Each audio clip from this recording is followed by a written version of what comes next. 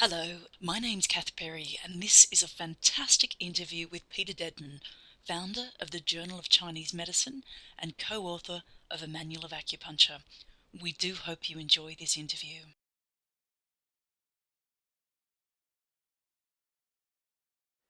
The idea, some people say the idea of transmitting qi is very recent, that it never really existed before, and actually came from the 1980s in China when there was a lot of fantastical claims made for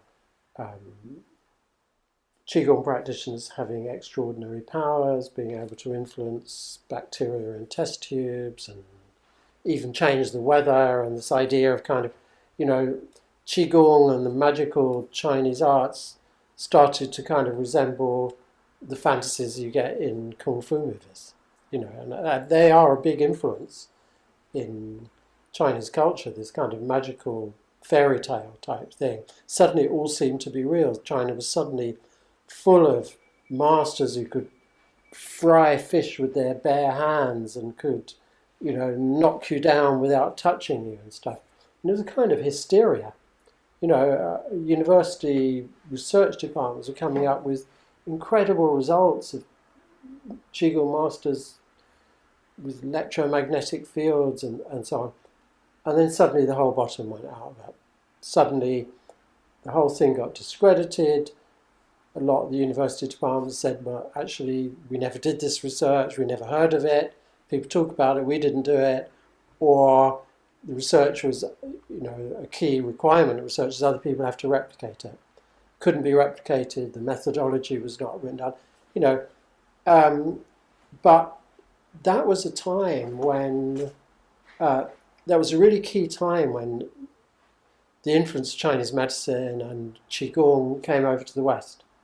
So a lot of Westerners who get involved in Chinese medicine and the Qigong and things like that absorbed ideas from around that time and took them for granted. So one idea that's taken for granted, I think, by a lot of people is you can develop your own qi and actually sort of emit it through your hands and it travels through the needle and it affects the person. I don't think I believe that anymore. I don't think if essentially external qi exists. So I don't believe in external healing. So it's quite controversial because, but I do believe that when somebody develops themselves through the internal arts, through Qigong, their touch will be different. And it won't be different because of some magical invisible substance coming out of their hand. The quality of the touch will be different. And the quality of their presence and the quality of the way they speak to you and respond and the way they look at you. These things all have influence. So in that way, I think a practitioner who cultivates themselves has an influence on their patient, but not from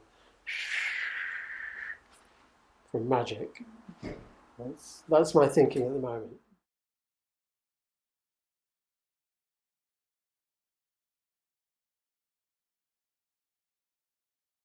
I hope you enjoyed this free webinar.